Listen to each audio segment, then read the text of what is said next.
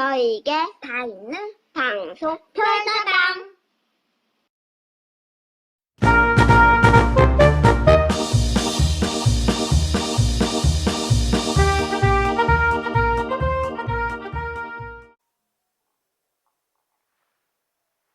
안녕하십니까. 이번에는 검호, 거골과 주칭, 야광입니다. 지난번과 같이 금은 여수에서 나고 옥은 공강에서 나는 것이 최고다라는 자랑을 중국이 했습니다. 중국 사람이. 그 다음에 검호, 거골.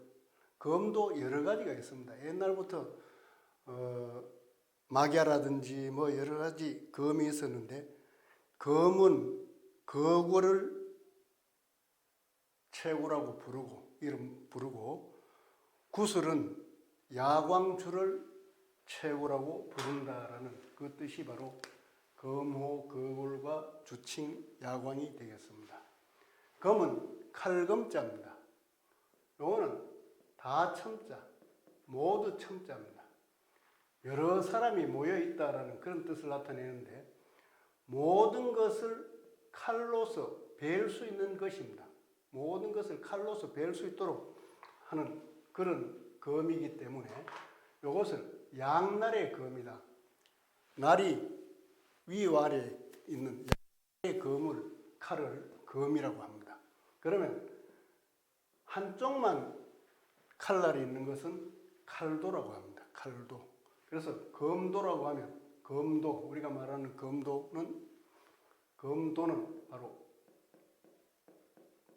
도조자를 쓰겠죠. 칼도자를 쓰는 것이 아니라 유도, 검도 이렇게 할 때 도조자를 쓰게 됩니다. 부를 호자는 요 글자만 해도 부를 호자가 됩니다. 부르는데 오른쪽에 뭐가 있습니까? 범호자가 있죠.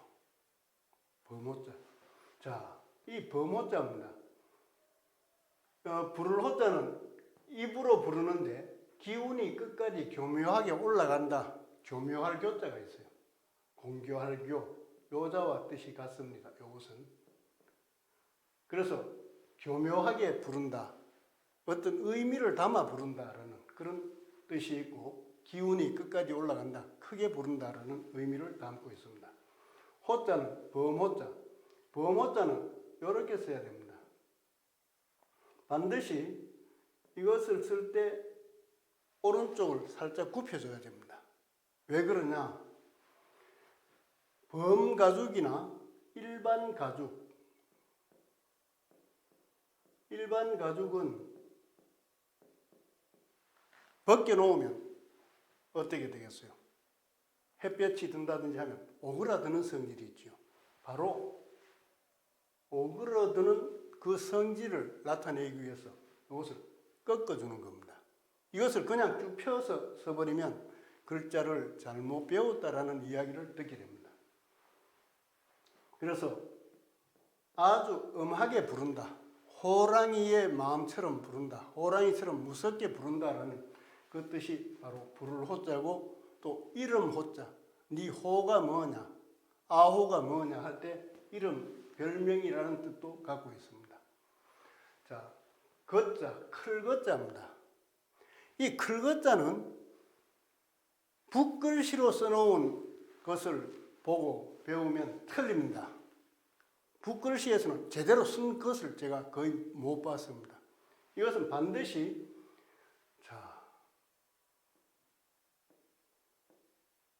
이렇게 써야 됩니다. 이 부분이 튀어나와야 돼요. 왜 이것이 튀어나와야 되느냐? 이 자체가 크다는 것인데 자가 크다는 겁니다. 이게 장인 공자는 긴 자를 뜻합니다. 이 긴 자가 가져다니기 힘들기 때문에 여기다가 손잡이를 딱 붙여놓은 것이 클거자의 뜻입니다. 그렇다면 이것이 튀어나와야죠. 그런데 대부분은 어떻게 쓰느냐? 이런 식으로 써버려요. 또 어떤 데는 그냥 뭐 이렇게 해서 안쪽으로 해서 튀어나오지 않게 이렇게 써버립니다. 이것은 잘못된 것입니다. 글자의 원리를 모르고 쓴 겁니다. 그 다음에 오른쪽에 있는 것은 대궐골이다 할 때 대궐골자인데 집골자, 집이라는 뜻도 있습니다. 대궐은 문이 큼직하게 있겠죠. 그리고 안쪽에 있는 것이 뭐냐? 이렇게 되어 있습니다. 이거는 숨찰골이라고 합니다. 숨이 차다. 그러니까 대궐은 넓기 때문에 돌아다니려면 숨이 찰 수밖에 없지요. 그래서 숨찰골이라 이렇게 하는데 또 요 글자를 바로 풀어보면 이것은 갈래진 창력이라고 해요. 갈래진 창력. 또 아이가 거꾸로 태어난다라는 그런 뜻을 담고 있습니다. 아이가 거꾸로 태어난다는 그 모양을 담고 있다. 그래서 거꾸로 태어나니까 거스린다. 거스릴 역. 역순이다. 거슬러서 올라가는 순서가 역순이 되겠죠. 거스릴 역.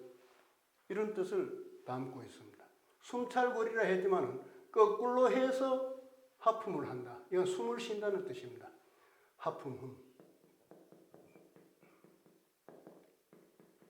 거꾸로 서서 하품을 한다. 숨을 쉬니까 숨찰 수밖에 없지요. 그래서 숨찰골. 그래서 대궐골이라고 하는 뜻은 대궐이라는 큰 문이 있는 그 집을 들어가서 그 대궐에 들어가서 돌아다니면 숨이 찰 수밖에 없다 하는 그 뜻을 연결지었다고 저는 생각하고 있습니다. 그 다음 주칭, 야광. 주자는 구슬 주자입니다. 그래서 왼쪽에 임금왕자처럼 쓰이면 다른 글자하고 결합하면서 임금왕자처럼 쓰이면 이건 전부 다 구슬옥이라고 생각하면 틀림없습니다. 그럼 어떤 구슬이겠습니까? 이것은 붉을주자.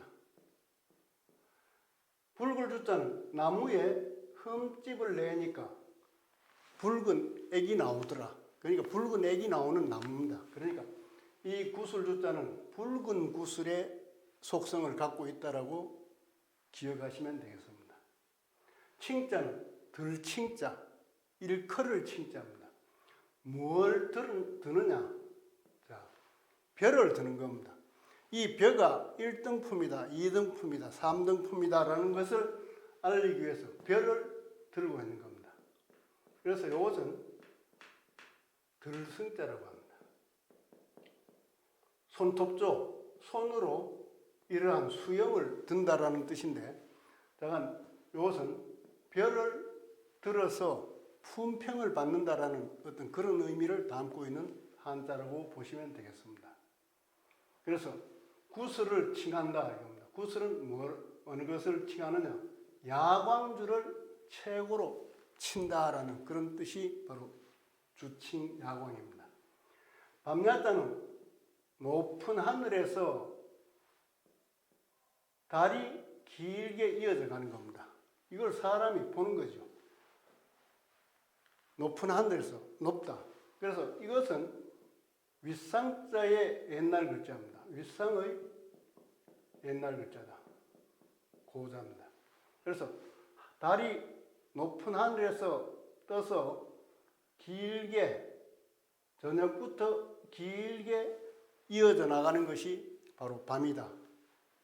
그 다음에 빛광자는 사람의 머리 위에 빛이 난다는 겁니다. 결국 이것은 뭐냐? 이 글자가 이렇게 변한 것입니다. 불화 밑에 어딘 사람인. 이것이 나중에 복잡하니까 글자 모양도 좀 이상하죠. 그래서 선을 3개 긋고 이렇게 쓰게 된 겁니다. 이것이 빛광, 빛이 난다. 자, 여기서 칼은 거골이라는 이름이 붙어 있는 칼을, 이 칼은 구야자가 만들었다라고 하는데, 이 칼을 중국에서는 보검으로 가장 높게 친다는 겁니다. 물론 다른 검도 있는데 그거를 예로 든 것은 천자문이기 때문에 천자와 중복되지 않는 거자와 골자를 써서 이름을 나타내었다라고 생각을 합니다. 또 구슬은 야광줄을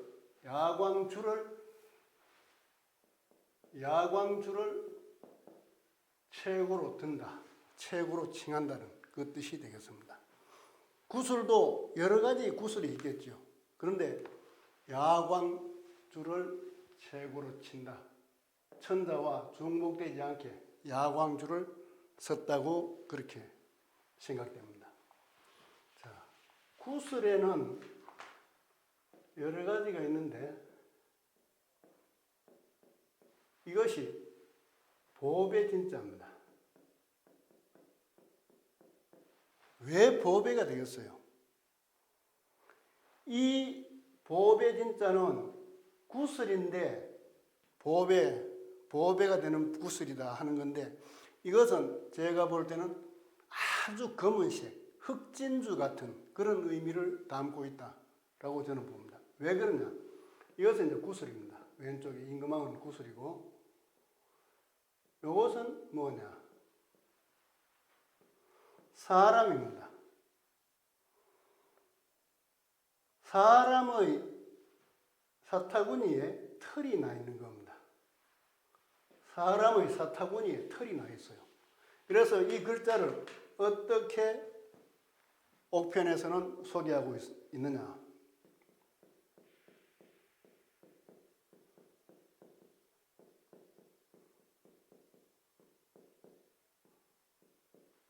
숫 많고 검을 진이라고 이야기합니다.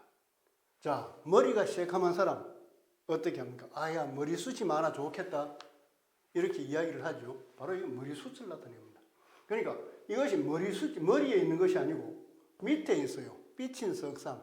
이것이 털이 아주 진하고 검다는 그런 겁니다. 그러니까 구슬에 이 글자를 넣은 것은 뭐겠습니까?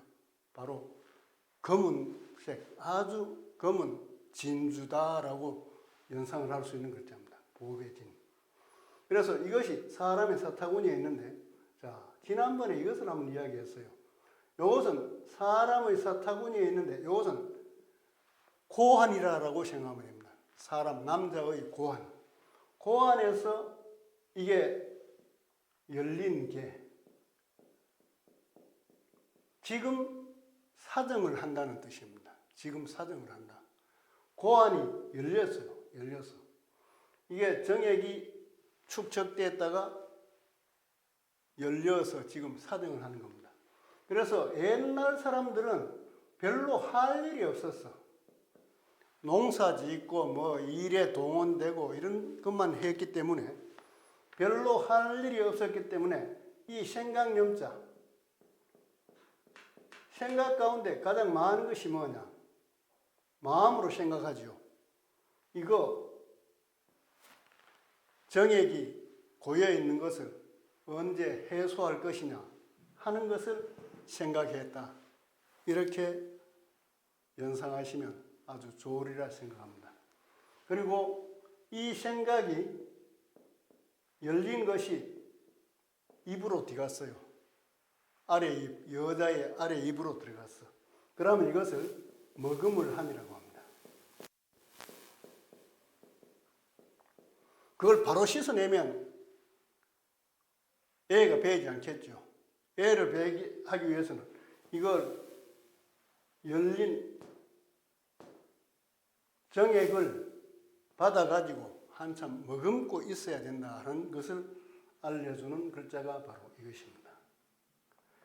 이런 것을 보면 한자는 생각 없이 만든 글자는 하나도 없어요. 전부 생각을 담아서 만든 겁니다.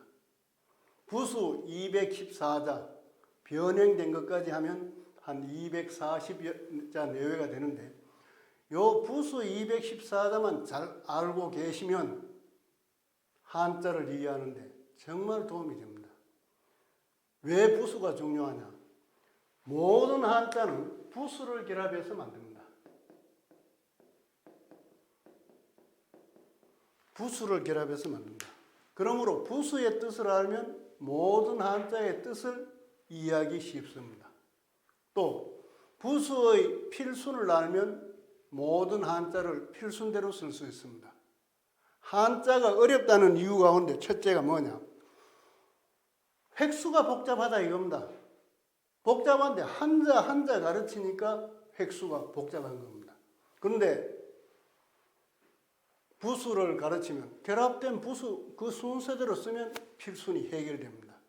또 부수의 한자의 획수 계산이 정확하지 않을 때가 있습니다. 왜 그러냐? 부수의 획수를 모르기 때문에 결합된 그것을 계산하면 틀릴 수가 있는 겁니다. 그래서 옥편을 찾으면서 왜 이 글자가 여기 안 나오느냐 해서 앞뒤로 넘기게 됩니다. 그래서 부수의 획수를 잘 알아두시면 옥편도 쉽게 찾을 수 있는 이런 세 가지 장점이 바로 부수 속에 들어있습니다. 부수 214자 그렇게 많지 않습니다. 이것만 잘 알아두시면 한자 공부의 기초는 완성되었다라고 저는 그렇게 확신합니다. 여러분들 이 영상을 보시고 좋은 점이 있다면 좋아요 좀 눌러주시고 또 댓글도 달아주시고 또 주위에 한자에 대해서 관심이 있는 많은 분들에게 전파해 주시면 대단히 감사하겠습니다. 제가 요즘 아주 기분이 좋은 것이 저를 만나는 사람마다 동영상을 보고 있다라고 하면서 아주 재미있게 봤다고 이야기를 합니다. 이게 아마 제가 대구 노인 종합복지관에서 이렇게 동영상을 찍고 하는 그런 보람이라고 저는 생각하고 있습니다. 한자는 없어져서 안 됩니다. 국어사전에서 괄호 속의 한자가 완전히 없어지지 않는 이상 이 한자는 우리와 같이 해야 할 그런 문자라고 저는 생각을 하고 있습니다. 그래서 한자 교육은 앞으로 더 정상화돼야 되고 강화돼야 된다고 저는 생각을 하고 있습니다. 감사합니다. 좋아요와 구독 눌러주세요.